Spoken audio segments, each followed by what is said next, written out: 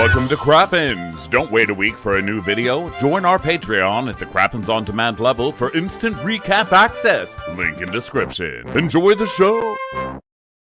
Hello and welcome to Watch Our Crappens, a podcast about all that crap on Bravo that we just love to talk about. I'm Ben Mandelker, and joining me today is the one and only, hilarious and generous, Mr. Ronnie Karam. Hi, Ronnie. How are you? Well, hello, Banoons. What you doing today, baby? I'm in the process of still waking up many hours after I actually got up. So that's what today's all about. That's how we're doing it. But you know what, though? I'm excited. We're talking about Summer House season finale today, which had a big blowout fight with Lindsay and Danielle, plus a smack of Scandival to it in the Scandivoliver, you know? So we're going to get into all that stuff. We are presenting to you today on video, as we do every day, almost every day, I should say.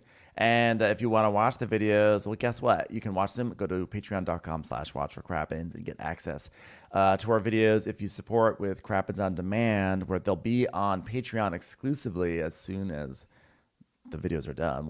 We post them on there, and then they stay there for a week, and then they go off to YouTube. So then they become available to everyone. So if you want to get early access while you're still fired up about things like the fight in tonight's episode, go to Patreon. You also get access to our weekly bonus episode, etc.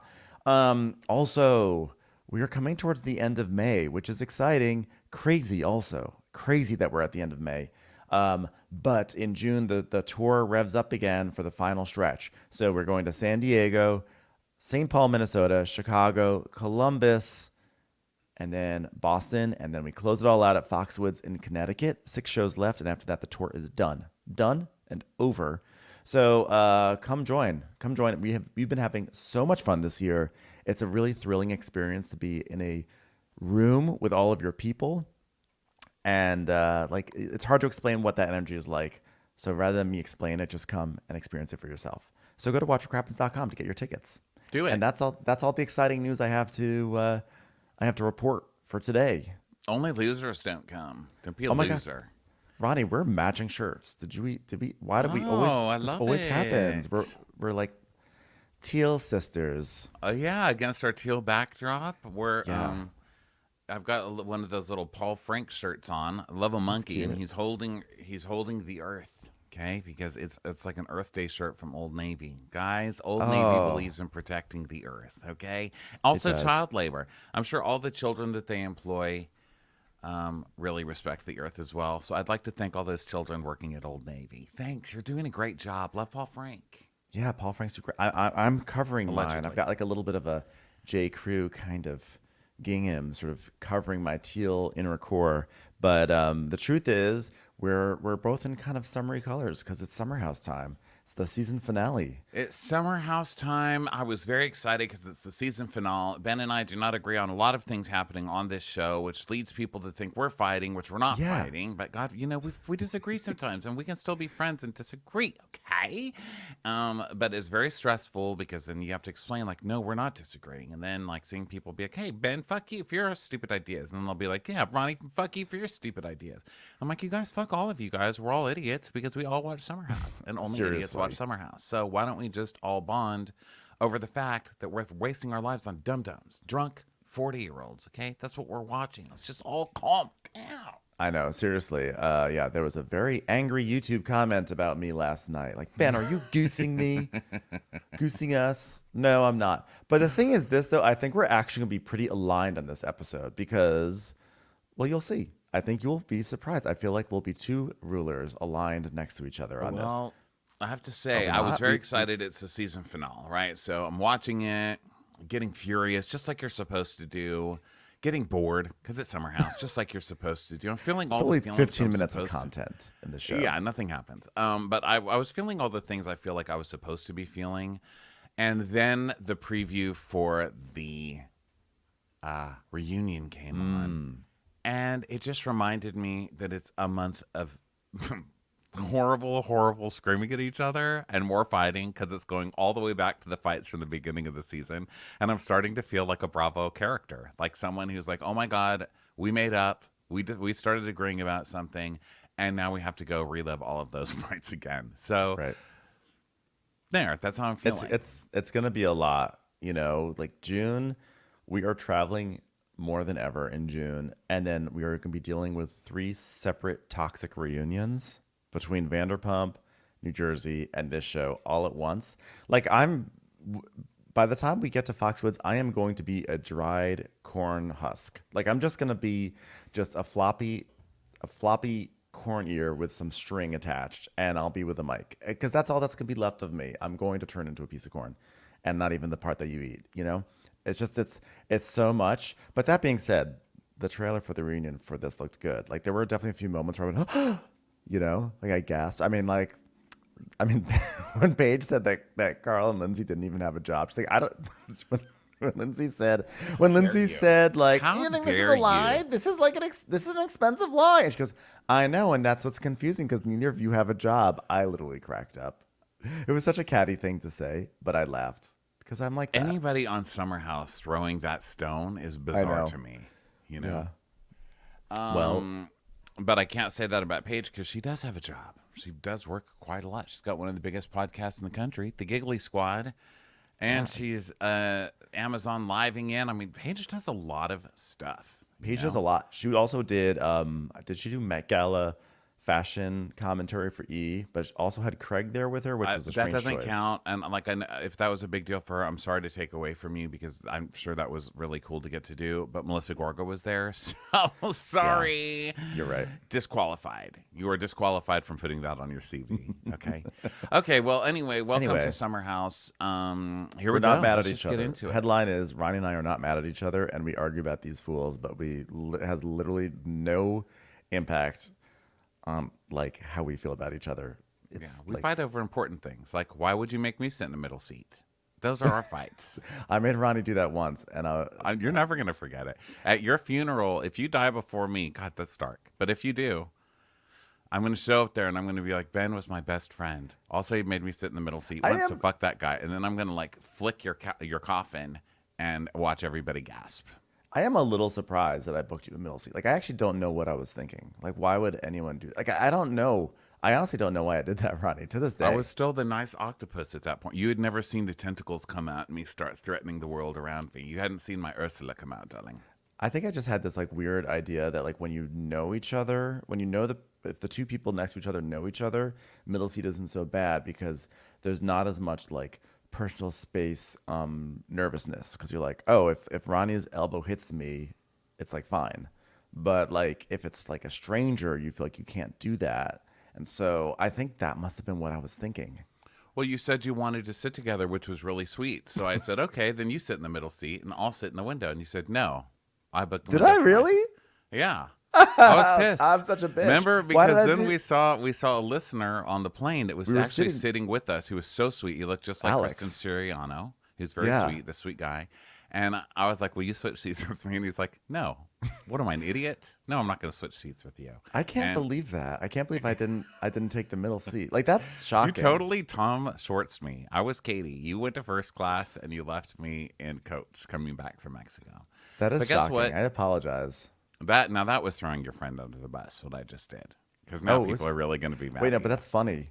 But like, there's one thing, there's some things you get thrown under a bus and all the bystanders are horrified and they're traumatized, they have to go to therapy.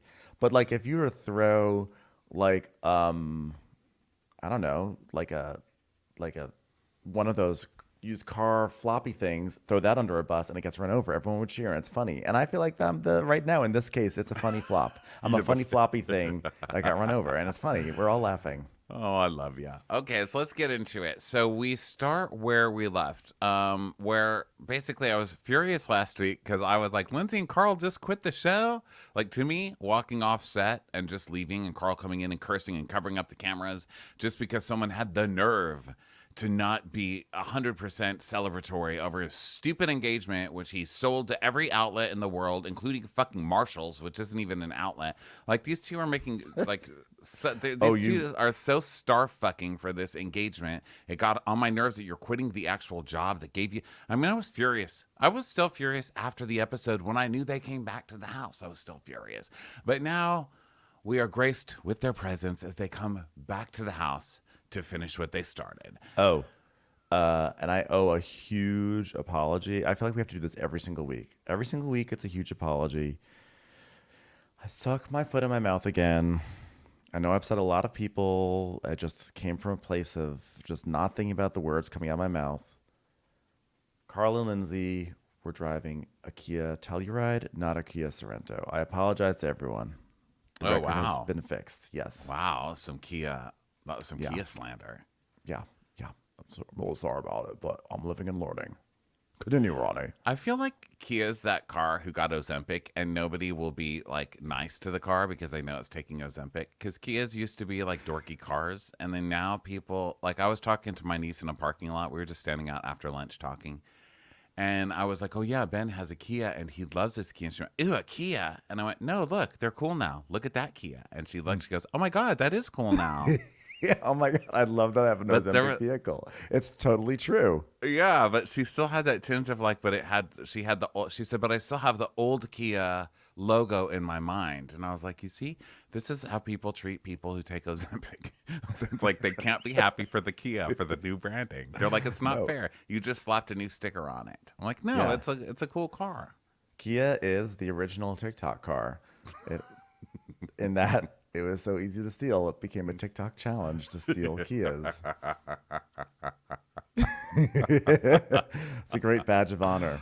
I love TikTok. I tried to make meat flowers a thing there this weekend. I love that. They'll catch on. Like I wanted millions of views from my meat flowers post, and it didn't work. But you know what? I'm going to keep trying. No, because you didn't use a sing-songy voice. You didn't say, "Hey guys, you ever see a meat flower? They look really hard, but it's actually really easy. I'll tell you in 45 easy steps." No, because I had my mom doing it. I was like, "Mom, show everybody how to make a meat flour." And she was moving so slow, just like slapping salami over it. I was like, it's TikTok. You don't have 30 minutes. Would you just slap the salami on the goddamn shot glass and beat? Anyway, she didn't listen. Point is, we're recapping Summer House. Let's get to it. We're in minute 12. We are in minute 12. I want to talk about TikTok. Okay. So Lindsay and Carl are back in their Kia Telluride, where they have not just made some meat cups in their off day. And they walk in very slowly, tick-tock, tick-tock, and Carl's like, "Hello, hi, hello. It's me, Carl. Hey, Rod. Hi. Back in my white pants. Hey, Rod. Hello. Look right, by the way." As if nothing happened. Carl's like, holy crap, bro. And so they're just acting like nothing happened, right? Lindsay's like, hi. Yeah. And Kyle is like the dad confronting kids who are in trouble. Like they just came home really late and they got in trouble and they're pretending that nothing's wrong. He's like, so you're actually back now? Yeah, how's it going? Yeah, everything's great. We just needed to kind of get out, but I mean... And Kyle's like, well, I was bummed, but I'm glad you guys are here now. Well, I guess I'm going to shower, but I'm glad you came, even though I'm really disappointed in you kids. Really disappointed in you kids. Yeah, well, I'm really appreciative. Like, for me personally, I just, like, for, like, being supportive and, like, trying to understand. Like, it means a lot. Like, it's been, like, really hard, you know? And Kyle's like, well, I hope in the moment you realize I'm just trying to help you see the other side. And, like, in the perfect world, we'd all be in full alignment. And Carl's like, yeah, well... last week just like really cut me to my core. Yeah. Like in fact, like that it made like I was made out to be like the bad guy for this reason. Like my core was like it was like someone opened up a Ben and Jerry's like ice cream with a core inside it and like stabbed it. It was like that's how I felt. Like why would you cut me to the core when you know I've been working so hard on my core berries boot camp? It's been like every Saturday. So I've been using my Amorpha shirt. My Amorpha shirt. I've been using it to like get my core up and ready. Love that Carl's like, yeah, I appreciate. Oh, so much support in the trash alley, Kyle. So much support from you, my best friend. Before you went and told everyone what a little bitch Carl was, and then talked shit with everybody after you left. Yeah, Kyle's just a real stand-up winner of a friend this season to you, buddy. So then Lindsay's like, yeah, you guys were acting like you did something wrong. And Carl's like, yeah, broken. I was broken. And I just needed some space. You don't get space. Okay, sir, you're on Summer House and you're not doing anything. You're like the most boring person ever the past 2 seasons, okay? And I'm not being mean to you because you're sober. I'm just saying you're boring. I don't care if it's because you're sober or not. I really don't care why. I don't care about the why. This isn't a court of law. You've just been very boring and you need to do more. So you can't just leave. Okay? You need to stay there and fight. That's what you're getting paid to do. Now get a stain stick for those fucking white jeans and get back to work. Also, okay, I understand you're bummed out that like you feel like your friends aren't happy for you or whatever, but he's literally acting as if someone broke into his house and like murdered all his pets, stole all his goods, chopped Wesley Stripes in half. It's fine. It's fine. Not like this whole. I was like broken into like a million pieces. Like I was a broken man. Like tears were coming down my cheeks for 5 straight days. Like they weren't. Honestly, they weren't. You like you said, you have your Mervin's commercial. You're like 40, dude. Yeah, yeah. So Carl's like, well, in a way, you kind of like snowballed it because it like became a bigger deal than I wish it was. Because like when you weren't there, I couldn't help but like gossip to the whole house, and then we all talked about you and everything. So I guess if you were here, like we wouldn't have done that. So it's kind of your fault that we gossiped. And Lindsay's like, I mean, totally. I'm like 100%. But like at the same time, his mental health is the most important thing. And he wanted to get away on a Friday night. And you know what? We got away. And he's like, yeah, because this summer seems to be a constant questioning about how I'm acting or if I'm changing or if I'm doing the right thing. And I've just had enough. Carl, every season you've been on is about your behavior. Yes. It's questioning of your behavior and whether or not you're changing. You are one of the inventors of the Carl 1.0, 2.0, 3.0, 4.0. Yes. You are on Carl, what year is this? 7? Yeah. This year 7? You know, Carl 7.0, Carl. We've been questioning it the whole time. Stop your fucking crying, Carl. At this point, Apple is trying to catch up to you with all your new versions. Apple's like, we're falling behind in the tech race. Like, Carl's already up to... Unfortunately, one more update, and I'm not going to be able to charge anymore, so I just really needed to get some time away. Hey, Sierra. That's my new operating system, Carl Sierra. So he's like, yeah, it's just like I'm like learning to navigate things the best I can. Luckily, my Kia does come with like a great GPS system, and it just like means like taking a little break for the night. Like, so be it. But like, I want to come back and like show my face and like fulfill my obligation to Marshalls to show off this cool shirt I got for free that I told them I'd wear at the season finale. So here I am. Thank you for saying that, because he was talking about how much he's learned and how much he's changed. And I'm like, you're wearing a T-shirt version of a members only jacket. You've learned nothing. So drop the monologue. So it's like, well, it's important for me to come back and show my face because of pride. I'm like, it's not because of pride. It's because Lindsay made you. Okay, Lindsay. We know that. Lindsay made him. I mean, she even says later on that on the drive over, Carl was a mess and so angry. It was like, no, Lindsay's like, you're not going to take me away from the season finale? Yeah. She's like, you might not need this anymore. I still need this. You get your ass back to the house in front of the cameras. What's the point of me telling off these B words if it's just in the car? I want to tell them off on camera. I've waited all season for this. Get me back there. Are you happy with Family Feud? Don't you ever aspire for something like Celebrity Pictionary? Come on, we're doing the season finale. So Kyle's like, well, I don't know how you guys feel about like having a conversation with some people, like, I don't know, like maybe Danielle. And Lindsay's like, I'm fine to talk to her. I don't know about Carl. He might like poop his white pants because he's like a total fraidy cat, but I could do it. He's like, well, I would encourage you to have a chat earlier than later. Why? Danielle's done nothing but go around the house crying and making scenes with everybody. You bet your ass Lindsay is going to be talking to her. Well, no, Kyle's just like, yeah, do it sooner than later. So that way then we all have stuff to talk about on Chez Lounges for the rest of the episode. Okay. Right. The only other thing happening in this is an inflatable tiger that I'm wearing in a mullet. So please exactly. do it. So meanwhile, Corey's putting on a fake tattoo, and Sam's like, oh my God, literally? I said to him, like, don't you dare put tattoos on your body because I will become uncontrollable. Like, it'll be like fucking in Montauk times 10 billion. Can you even imagine? He's like so hot. Like the way that he puts on his tattoo. Like, I'm gonna fuck him like right now. I'm gonna fuck him. And then Danielle's like, doesn't she move her face like that, by the way? She does. She's like, but what's funny is that, like, I mean, okay, I can't stand Corey, but he's hot. Like, I see he's hot. And honestly, I think he's hot. Goofy looking, like a hot cartoon. He's like a hot person if Matt Groening drew him. Yeah, he's I mean, like Simpsons face hot. Yeah, it's like you know what it is? He's almost like when people do weird, like hot fanfic art of cartoons. So they take a cartoon and make them hot, yeah. like a hot Launchpad McQuack. You know. Wow.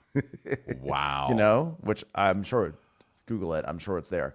But anyway, but he's putting on these like tattoos on his chest, and it does look good. You know, it's like he's like muscular and everything, and Sam's like, yes, and then Danielle's like, I know. Like sometimes when I look at Robert's one tatted leg, I'm like, I'm sorry, it's not the same.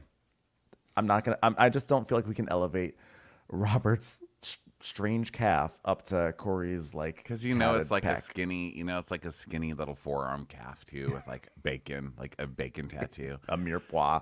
Yeah, and it would have had like eggs on the other leg, but he just got too tired in the middle because that's Robert. He's just like, I know. By the way, then we go. Oh, I want to say we did meet some people at a recent live show who are 2 chefs, and they had chefy tattoos, and they showed them to us, and they were like, we still love you. So to that we say thank you to all the chefs who still listen. Yeah, thanks guys. And none of them were bacon, so also thank you for that. Yeah. So then Kyle and Amanda are in the bathroom, and Amanda's like, they're here, Kyle? They came back, Kyle? He's like, yeah, they're downstairs, they're coming. And he starts blowing up a huge tiger, and Amanda's so excited because, this is her favorite thing. Like some Lindsay drama to get messy with Paige with is Amanda's favorite thing. Yeah. And Lindsay has been really, I feel like she's recruiting Gabby to be her new Danielle because she's really reaching out to Gabby a lot. And she's like, Gabby, hello, Gabby. And she starts doing this thing where she's like, Gabs, yeah, you're totally in Gabs now. So Gabs. And I mean Gabs, not Danielle. I want everyone to notice I'm saying Gabs and not Danielle. And Danielle is telling us in the interview room, and she looks like she's just been sobbing. Her eyes are all puffy, and I mean, she just looks like she's been like watching Schindler's List. I mean, it's like sad. She's just come out of like Life is Beautiful. It's like she's so sad. And she's going through the whole Holocaust canon right now. No, I've realized that was 2 Holocausts. But those movies both made me cry. She watched The Pianist. Wow. Oh God, I sobbed at Life is Beautiful. I will never forget seeing it in college. They showed it at like our big like on campus movie theater, and it would just come out. So the theater was packed, like 800 people. I don't know, like the movies where you get choked up, but that movie like made me sob, and I just remember sobbing. And then the lights came up, and they were so bright, and all my friends looked at me, and I was sitting there in a chair sobbing. And I will never forget the way my friends looked at me like, geez, Ben. I went to that movie alone, okay? And I was not, because it's such a sledgehammer at the end. Oh. And it's a fun movie for the most part. For a Holocaust movie, it's like, oh my God, this is so fun. And then it ends terribly. And then it's over. And so you're just left there, and I'm sobbing, just because I don't just cry. I either have no feelings or I have all the feelings. So I'm sitting there sobbing. I had to be walked to my car from 2 strange old ladies. They were like, poor thing. Like they literally walked me outside. I had the kid going, the tank, I won the tank. You're like, but there's so much. I was like, life is beautiful. I think the only other movie I cried that hard at was the other Holocaust movie, Hope Floats, with Sandra Bullock. Just kidding. That was a sad movie though. Okay, so here we go. Movie. Danielle's crying. She was crying, and she's like, well, great. I'm glad they're back because I want them to finish the summer off with us. I'm like, hopeful, because like I want to figure this out. So let's get ready and have a day. Okay, Danielle, just stop. At this point, just stop it, Danielle. Okay, it's done for the summer. Like this, the shop is closed for the summer. This friendship, if it's gonna be repaired, you've got to wait a year. It's over. It's not being fixed gone today. fishing. Fishing. No, so Corey's like, are you talking to me, Lindsay? Oh, yes, Corey. She's talking to you. She's walking around the house going, Gams. She's like, you talking to me? She goes, Gabs, I'm gonna need your help. I'm gonna need your help figuring out this outfit for today. And Corey's like, you talking to me? She's like, yeah. Doris, I'm talking to you, Corey, about how to wear my outfit. Yeah, I'm calling Gabs. That's what I call her. It's our thing. Okay. So then Paige is doing Craig's makeup, and Lindsay sees Maya, and Maya's like, what are you doing here? And Lindsay's like, do you mean, are you happy to see me? And she goes, is Carl here? Maya doesn't hide anything with her face, which I like. No. Maya, I mean, look, that's a friendship that was torn asunder by Family Feud, Maya and Lindsay. So that's not Yeah, coming it back really together was. anytime Maya soon. just wanted to smoke a simple J with Carl, and it ruined her friendship for life with Lindsay. So then Lindsay says this. She goes, Well, Carl does not take well to disappointing people. He's a people pleaser, and if he can't please everyone, it really affects his self-esteem. And I'm Stop. I'm sorry. Can we? Yeah, thank you for stopping. Go ahead. Say what no, you were it's a gonna natural say. stop there because Thank this is you. bullshit. Carl is not a people. Have you watched Bullshit. seasons 1 through today, May 23rd, 2023? For crying out loud. Absolute cracker buttons. This is bullshit. Carl is not a people pleaser. He is a people teaser. The Carl fucks with people. Carl, this whole season is about Carl not showing up to work to do his job. It's about losing accounts because Carl couldn't keep people pleased. Carl's plot line this season is literally not pleasing anybody, including you. Because the whole engagement thing was fucked up and is now a huge drama because he boned that up somehow. I don't even know how he did it or if it's fair to blame him. But don't sit here. I hate when people are like, especially fuckboys. I don't even care if he's a reformed fuckboy. Once a fuckboy on my TV, always a fuckboy on my.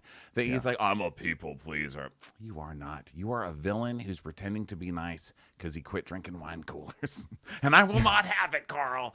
I want my fucked up Carl back. Not drunk. But just my fucked up person who admits he's fucked up and wants to change. Not a good Carl who just can't take negativity. Get back to the 5 and dime, Carl Dean. Look, just because you got some cred on this show from ordering Postmates for the cast does not make you a people pleaser. It just makes you someone who's good with your phone. And he's been nothing but non-confrontational for seasons on end, and that's what has fueled his. It's not that it's what has fueled his fuckboyery, but he's been non-confrontational for seasons on end, and he's pitted people against each other, usually women, because he's usually not confident enough to go up and say I'm not interested in you, or he's not he doesn't want to do that. So he usually pits the women against each other, and then they fight, and he's like, oh, well, she's really going crazy right now. I liked her, but she's kind of going nuts. And that's what he does, and he's just being non-confrontational again. If you were a true people pleaser, to be fair, he probably would have told Danielle about the engagement because he would have been pleasing a person by doing that. Exactly. Yes. Exactly.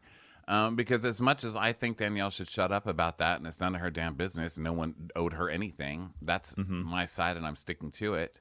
I do think that Carl knew that it would bother Danielle, of course, and he chose instead. But he was pleasing Lindsay by not telling Danielle, so he was being a people pleaser in that way. But I feel like a true people pleaser would have been like, "Hey, listen, I know you and Danielle, things aren't really working out with you guys right now, and I hope you don't mess this up. But I'm gonna ask her to marry me, and I hope you can be happy for," or something to include. He knew that it was going to bother Danielle. You know what I mean? Making Lindsay happy does not make you a people pleaser. It makes you a person pleaser. A people pleaser means makes you you a help multiple terrified people. person. It makes you a terrified person who's doing anything he can to not get smacked in the car. Okay. Yeah, exactly. So then Lindsay's like, you just can't run away when things get tough, and that's just not how life works. So you can have a day, and I'll support that, but then we're going back because it's the season finale time. Good for her. And this was basically, I think, a recap of their fight that they had when they left the house. She's like, you better get your shit together.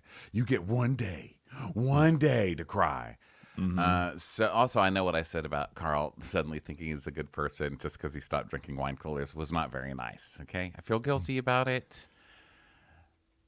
I mean, a lot of people in recovery have obviously part of that is that they were under the veil of whatever substance, and now they can think clear and do better. Make right. better So I know actions. that so was we shitty. know I know that was shitty, and I'm someone who has actual addiction problems, and I get it. I just go too far sometimes when I'm getting angry, and then I'm not really angry, but I know it's the season finale, and I am angry underneath it all, and then it just starts. Then I start yelling at people about alcoholism, which doesn't even make any sense. I don't know what I'm thinking, guys, but I'm not going to edit it out because I said it. Maybe a revision to that would be that not everything has been fixed just because. Yes, I think what I'm trying to say is that it bothers me. I feel like sometimes in my own life when people get sober or they lose weight or whatever their thing is, they've accomplished it. It's like, okay, I'm done. I'm done with everything, and now I'm holier than thou. Now I'm going to lecture you about everything, and now you're negative, and you've got this problem, and maybe you have a problem drinking, and it becomes this. It becomes this gross place where I think people can get to once they have done the work for themselves, that they expect it from everywhere else. So I guess that's probably where it's coming from. Maybe a little projection from my own life. I just wanted to acknowledge I know that was shitty. So sorry. Listen, this whole podcast is projection. Everything that we're saying about Carl, I mean, we're just projecting. But I think that there is something to it that, sometimes it's really great when people obviously enter recovery.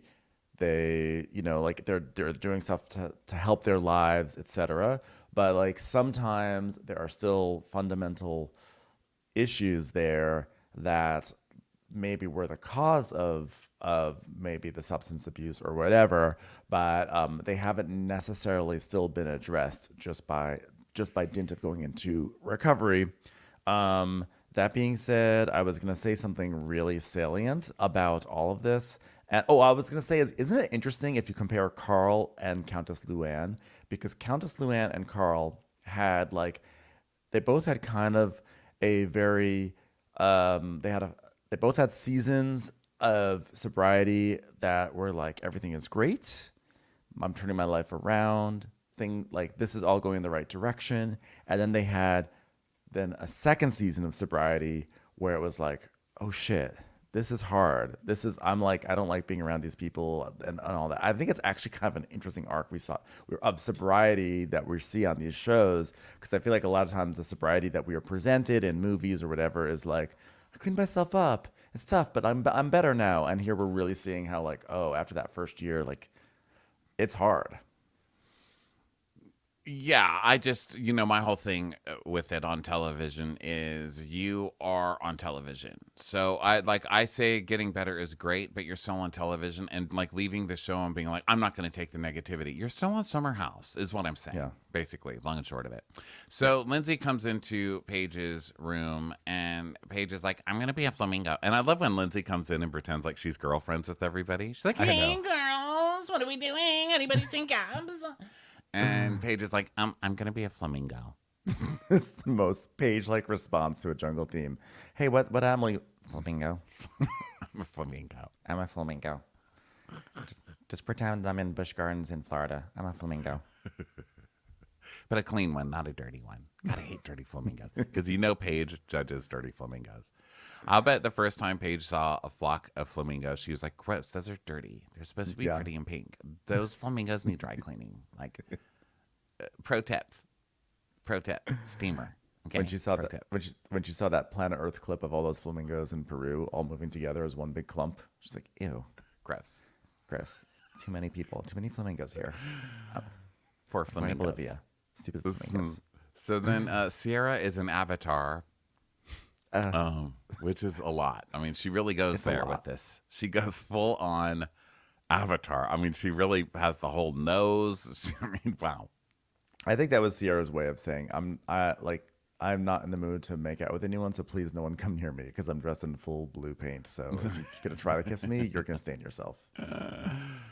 Okay, so Kyle's got a big blow-up outfit where it looks like he's a little person riding a little Kyle, a little version of Kyle riding a tiger. And now they're gathering in the kitchen, and Lindsay tells Maya, who's dressed like Poison Ivy, she's like, should I call you Poison, or should I call you Ivy? And Carl is dressed, I think he's dressed like the jungle. It's jungle themed, and he's the jungle. He's just in a shirt and short. He's just in a leafy attire with sort of a dandy-ish kind of sash around his neck of leaves, right? I don't remember. It was. It's like, hey, so welcome to my jungle. We got fun and games. Oh, that's gonna be great. It's gonna be great, by the way. Welcome to the jungle. We got fun and games. I don't know the rest of the song, but I really love that song. Oh. Welcome to the jungle. Welcome to the jungle. Welcome to the... welcome to the jungle. I don't really like negativity, so I'm not going to play fun and games if people are going to be negative. Okay, I can't handle that. Okay. Hey, those monkeys in the vines just said they weren't happy for me in my engagement. I just feel like it's just like a lot. It's like so much negativity in this jungle right now. Well, I can't handle the negativity of the jungle. So everybody starts gathering, and Gabs comes in and runs up and hugs Carl. And he's like, oh, great to see you, Gabby.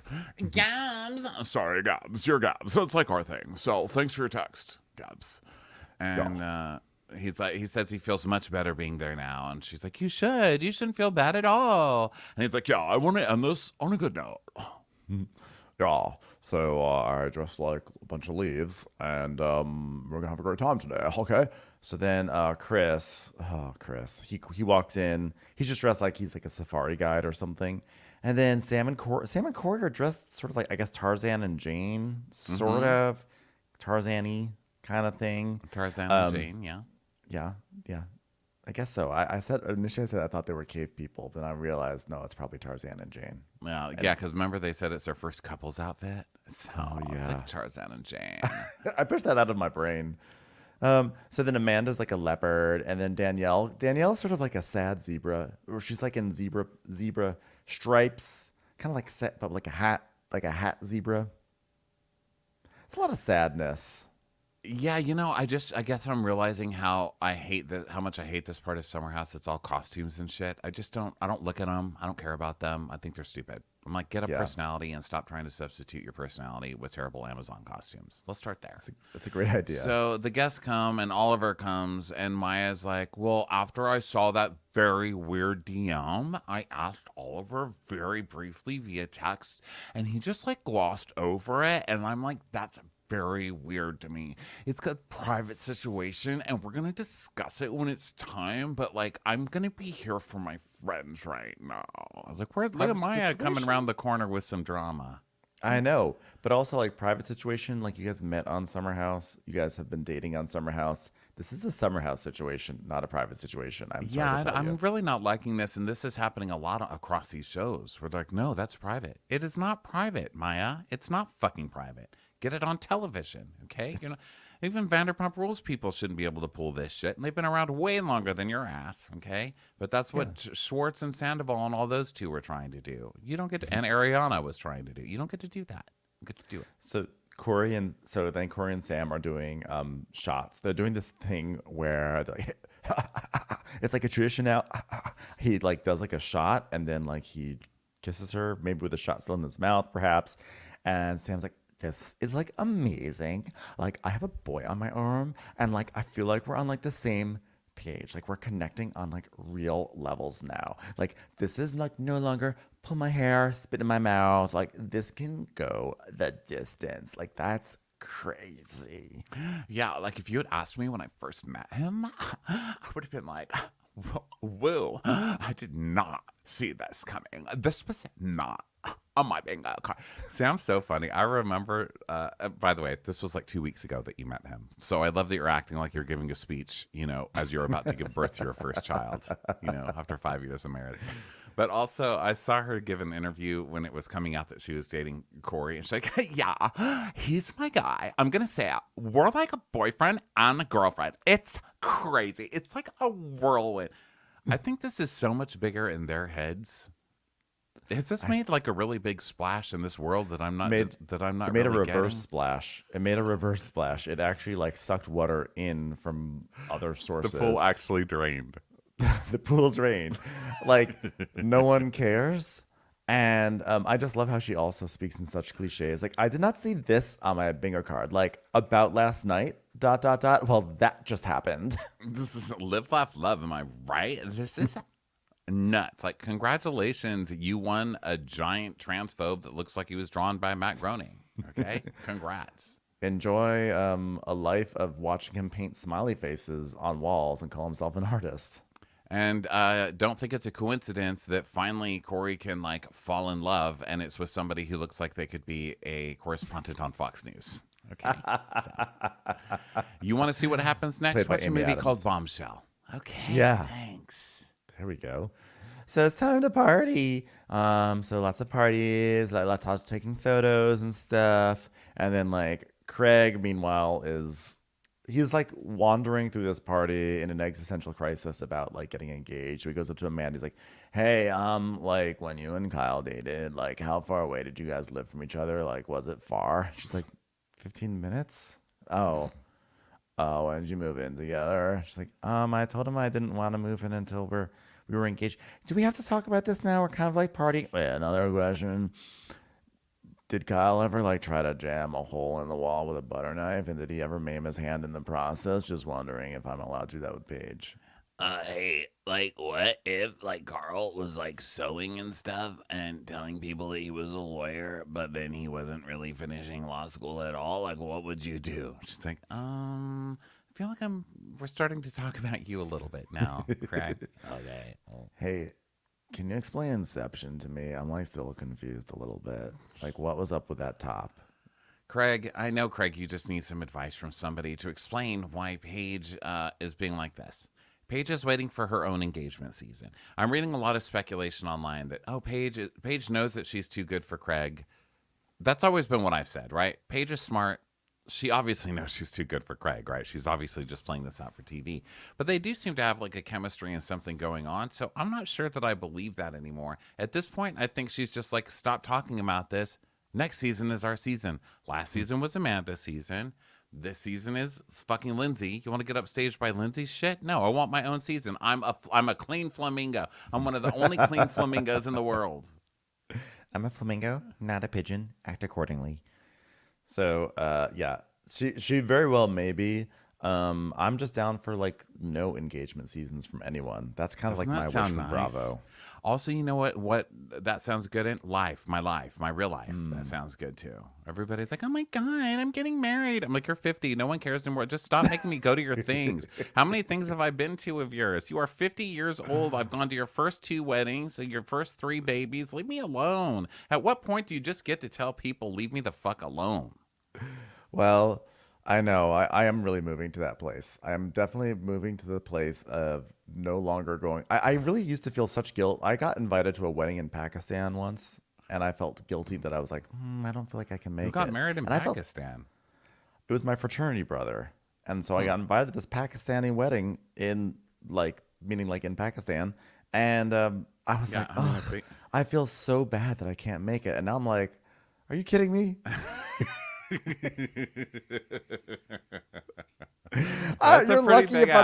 You're lucky if I'm gonna go to a wedding at Pavilions down the street. That's a pretty big ask. It's a big ask. Okay, so Craig's just like, yeah, but like she's not wanting me to propose. Or like, when did you propose? You're talking to Amanda, who married Kyle, the guy who's currently figuring out how he's going to be peeing on a tree while he's wearing a blow-up tiger after spending a year growing a mullet. Okay. Oh God. I think honestly, I think Paige is just playing the long game. She's just wearing Craig down until he finally like gives up and moves to New York City. That's all she's doing. I mean, she may be wanting an engagement season out of it. I think she's just waiting for him to just kind of like age out of Charleston or wait for Southern Charm to get canceled or something. She's like, one of these days they're gonna do something so racist down there that the whole show is gonna go down in flames, and then he'll move up here. Yeah, maybe. Yeah, I don't know. I think she's just waiting for her own season. God bless her heart. Okay, so let's go to Oliver is behind the bar. Now a bunch of people are there, right? The party has started. So Oliver is behind that outside bar. And some girl comes up and seems kind of innocent to me. Yeah, she's like, oh my God, hey, what are you drinking? And he's like, tequila. And she goes, tequila and tea? Because he has a teacup. And he goes, no, just tequila. And she goes, but it's in a teacup. You guys, this guy is drinking a tequila from a teacup. It's some crazy shit. What's your name again? You are nuts. You are literally nuts. Okay, I will just do double personality since I think you have 0 personality. And I'll just do it for both of us, okay? And so he's just like talking, and Maya's like, Oliver, get over here. Get over here. What are you even doing right now? Come on over. Get over. Can I grab him for a moment? Get over here right now. And she is like angry. But then she goes, are you mic'd up? He goes, yes. She goes, fine, never mind. I'll talk to you later about it. Okay, can you stop mingling with women here, please? I think the producers should have walked on to the set, which I know they're there. Just walk on and just say, Maya, you're fucking fired. Get out. Who does that? It's like showing up to the secretary pool and refusing to answer a phone. What do you think you're doing here? Okay. It's like showing up to build a wall and refusing to put some cement in between some bricks. You don't get to do that. This is the factory. This is the pain factory. Get to widgeting. Okay. Yeah, I just feel like Maya has not been on there long enough to self-produce. So, obviously not, because she gets caught on mic every time telling him to turn them. Well, we can hear you when you say turn off the mic. This is Bravo. This is not their first time dealing with mics. Fired. Do you know they like literally? I mean, we found Osama bin Laden because of Bravo. They had a mic somewhere in like Europe, and they're like, just turn up that gain a little bit. Got him. They just got him all the way across countries. Luann went to the bathroom one time when she was on concert, on tour. Oh, I just booked this amazing gig at a wedding in Pakistan. Love for sale. Wow, even the helicopters were out for this one. Yes, they're saying it's called Zero Dark 30, which at first I thought was a criticism of my show, but it turns out it was just a mission that they used me for to find Osama bin Laden on Bravo. Oh, can I get a bigger spotlight? This is just like a little tiny laser. How are people supposed to see me in this? Need this bigger, please? We got the yacht. Oh, what was that? We got the terrorists. Okay, so she's pissed at Oliver, and yeah, I put fire her. You're on a reality show. All you're willing to say on camera is that you dated Kwame and you think Sam talks too much. Goodbye. You've overstayed. And by the way, even the Sam thing, she pulled Sam into a quiet closet away from people and was like speaking in hushed tones. So yes. I think that actually that is really bad, and I think that as much as I enjoy Maya and I think that she's like really smart and has like I like her perspective on things, I don't know if she's cut out for this show. Maya is one of those products that you see on Facebook and they look amazing. She had promise, but it really didn't deliver. You know what I mean? And if it does deliver, it's taken way too long and it's no longer worth it. So go. Bye. Or maybe it was delivered and there was never a confirmation email, and so it just said in your stoop, and maybe it was never received, and the person who ordered it in the first place thought it was never sent at all. We no longer have a need. Okay, goodbye. So she's like, could you stop mingling with women here, please? And he's like, okay, sorry. So she walks off, and all pissed off. And then Jerez is sword fighting with Chris. Yeah. Chris must think this whole season revolves around him, because he's really putting a lot of effort into every scene he's in. Chris is like my least favorite sort of person I want to encounter at a party. Just like brash, and I think he believes he's more entertaining than he is, which, I suppose I could probably do that too. But I maybe that's why I don't like it in Chris, because it's. I believe I'm more entertaining than I am, but thankfully I'm really only there to entertain myself in the first place. But you're like literally I'm a masturbatory narcissist. So. You're entertaining. Okay, like you're like literally an entertaining person. Chris is not. Like no one has laughed at Chris's jokes all season long except for him. Bless his heart. It's so sad when you can't even like somebody that works out like that. I know, he's so handsome, but can you believe a handsome person has a bad personality? It's so strange. It's crazy. So then we go to Gabby and Matt. So she's Gabs, as we call her now. Totally our thing. Gabs has brought Matt that little wiener she's dating, the human equivalent of a wiener dog, Matt.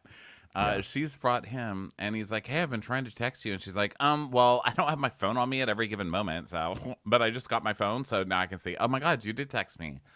Wow. Look at me. I'm making an effort to be a good person. So is it working? I know. She's saying, and she tells us like her little arc is that she she feels like she's giving people a chance that she wouldn't have given people a chance for before. So to everyone who thought there might be some sort of arc about Sierra feeling that Gabby is privileged, congratulations. There was no follow through on that storyline, and whatever clash we thought might come from that, maybe it'll happen at the reunion, it seems like, but yeah, congrats. So I still have hope for Gabby, though. This is like Gabby's first season, and I think she'll come to play a little bit harder next year. I think Gabby has tremendous potential. I hope they can bring her back. Really do. Also, importantly about Matt, so Matt comes up. He's like, oh, by the way, I want to introduce you to my friends Kevin and Molly, because of course I've got a set of friends named Kevin and Molly, and I believe the only reason why they included this is because then when they meet Molly, she goes, Hi, I'm Molly. Nice to meet you. Like, I love your outfit. It's like so jungly. It's like so jungly. Hi, I'm Molly.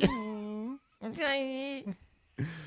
"Why is Molly not a cast member?" Like, to think that we Cast could have been Molly's doing that. stat. I know. Please, But then we they'd need a have to full bring season. Kevin and Matt along, and Kevin and Matt really aren't. Kevin and Matt are like, let's play Trivial Pursuit, but then they never get anything right. You're like, why am I only wanted to be on your team because you wanted to play this game. I figured you knew how to play the game. They're like, no, it's just a good conversation starter.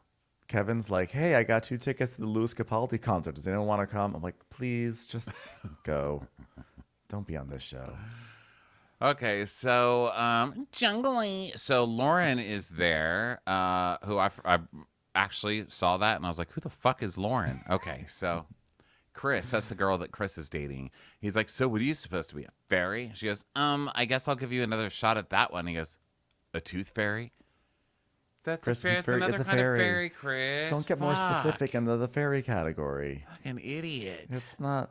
It's jungle themed. She's dressed as maybe a butterfly of some sort, an insect, a dragonfly.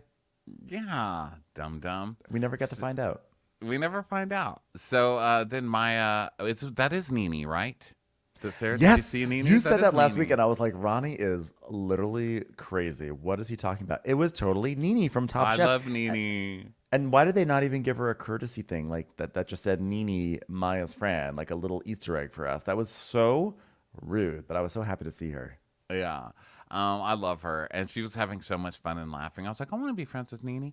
Okay, so Maya's talking to Nene, and she's like, can you believe Oliver's here? Like, I mean, we got a camera on us, so I can't talk about this right now. I'm like, you're talking to another reality star. Even Nene would talk about this. Nene was Nene ready. would be like, that guy's cheating on me, and here's how to properly cut an onion. I know. Well, I tell you about it.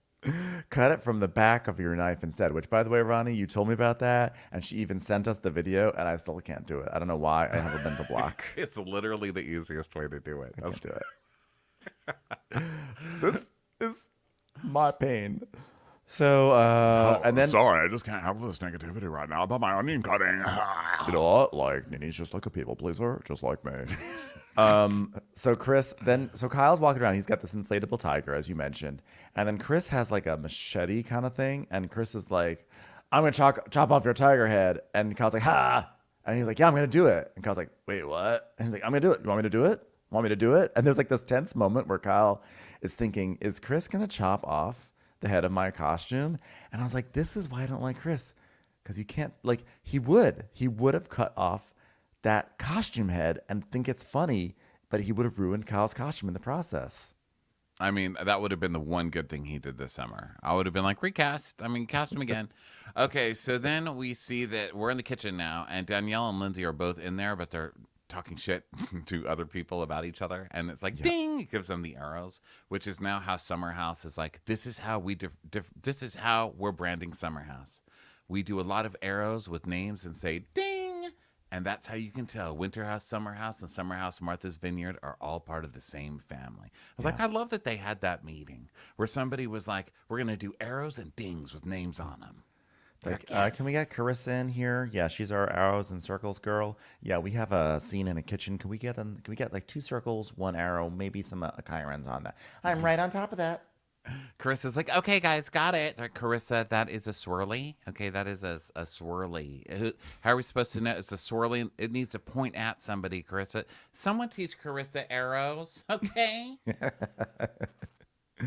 So, so basically, like, one girl is telling Lindsay, like, oh my God, Lindsay, like, I haven't even gone over to talk to Danielle yet because, like, I'm afraid I'm just gonna, like, snap it. I'm just gonna, like, go off on Danielle, you know? And Danielle's like, then Lindsay's like, Yeah, Carl was like a disaster in the car on the way over here. He was just like, I'm a people pleaser, and like, I'm gonna turn this Kia Telluride right around using navigation assist, and I'm gonna drive right back to New York. And the friend's like, have you talked to her yet? Now, wasn't this the same friend who is being Danielle's friend in just a little while? Isn't this the real skinny chick with the black skirt and the big black hat? that she's talking to? I couldn't tell most people apart. I was just like generic people, you know, it was just faces, blurs, Well, it is. hats, It's summer house. bathing suits. Yeah. It's like watching a party of we avatars. Okay, so It's like going to the hot sauce aisle. At some point they're just all sauce. yeah. And none of them are spicy, so that's not a great example. Let's say But the it actually bread is the perfect aisle. it's actually go the to the perfect bread example aisle. for this cast. The spicy aisle. Mild, Mild. not spicy. Yeah, if mild salsa had its own line in the grocery store, yeah, it would have been perfect. Otherwise, I think like the bread aisle, Bread. you know, Yeah. or the crackers. Yeah, Okay, all of the so let's see here. The friend is like, "Have you talked to her yet?" And Lizzie's like, "No, maybe she realized I'm really pissed." And the friend's like, "She's about to get her ass handed to her, and I can't wait. You go, Lindsay." And so then we cut to Corey and Sam, like the love story of the season, with his hand up her ass crack, licking each other's tongue, and she goes, "This is a very MGK of us." I'm like, "Yeah, that's why you're doing it, you fucking What did she posers. say? You said MGK? MGK, Machine Gun Kelly. They're like licking each other's tongue and stuff. God. Why do I ask these questions? They're trying to be like Megan Fox and Machine Gun Kelly. You're Life not. goals. You're not. Machine Dumb Kelly. So what were you doing with this? Is that That's you making Corey's out? laugh. That's Corey going, Oh, Corey's like,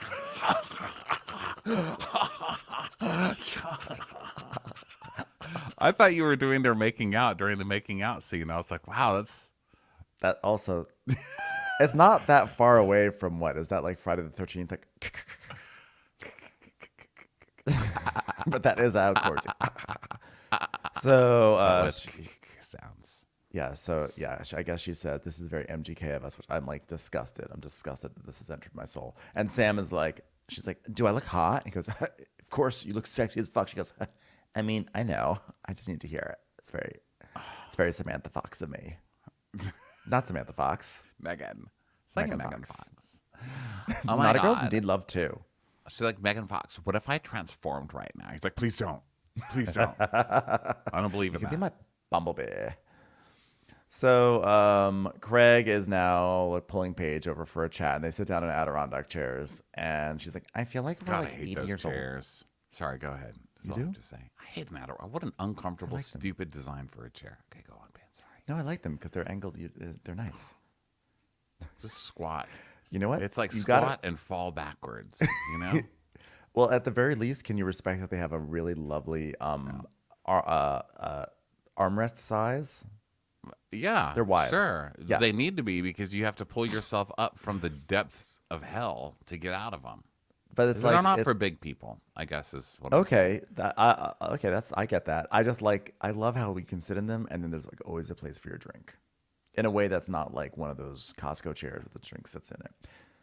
I like that. So they sit there, and Paige is like, "I feel like we're like 80-year-olds, like watching our like kids have a party," which is funny because I guess that means we had children late in life. But either way, It's funny because that's how Shep, Craig, and Austin always look when they're partying. But glad you're finally joining. So Craig's like, "Congrats, babe. We built this." She's like, "No one's driving. Everyone's sleeping over." "So, what's up, dude?" And he's like, "Well, before our conversation, like, I thought I was going to propose in the next, like, 6 months. But then, like, after our conversation, I know a lot more now than I did before. But, like, after our conversation, there's, like, a lot of stuff that has to happen before the conversation stuff happens. And then that conversation, it's just a lot of conversation." She's like, "Oh my, how is Paige still sitting there? How has Paige not just flicked him on the forehead and just been like, 'I'm not your flamingo,' and walked away?" That's the ending I need.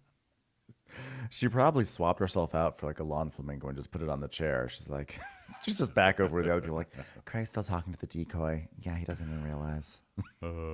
So anyway, yeah, she is like, he's like, I want to have like kids the next 5 years." She goes, "Same. Like, two really cute, adorable flamingos.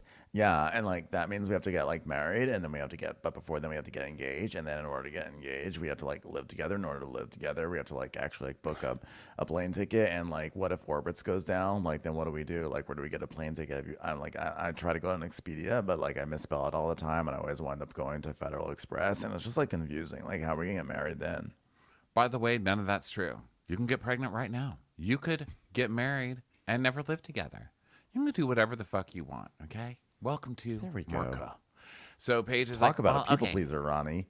Yeah, Giving do those whatever you want. options. That's what I tell myself now, and I live a much happier life. If ever I'm sad, I say, you know what you can do right now? Whatever the fuck you want. You know what? There's a very wise song that goes something like this. I do whatever I want, whenever I want, with no expectations. Good song. God, thank Great you, Real song. Housewives of Orange County. Love the Okay, cereals. so she's like, yeah, okay, I get it. You want to start the process, but I feel like you get scared. Like, if we don't do things immediately, I'm going to, like, run away. Yeah. Well, Because you know why? Because everyone's telling him, she's way too good for you. She's going to run the hell away from you. Does she not have ears? Does she not hear you? Does she not see you drooling half the time? Like, what's wrong with her? You just threw a quarter sheet pan into the pool yesterday, and then you're like wondering like why she might run away. Okay, so like yeah.